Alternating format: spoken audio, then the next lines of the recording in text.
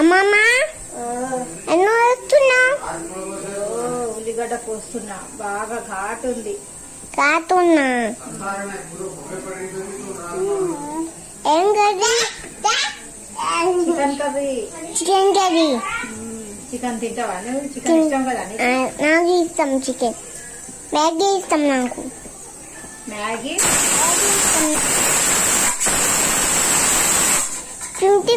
Phone వస్తుంది. Maggi ఇష్టం అంట అమ్ములకు, చికెన్ ఇష్టం అంట. నాకు అన్ని ఇష్టం. చికెన్ చాలా ఇష్టం మామూలుకి. पूरा काट एवढी ओढी कोई ना एवढी ओढी से काट,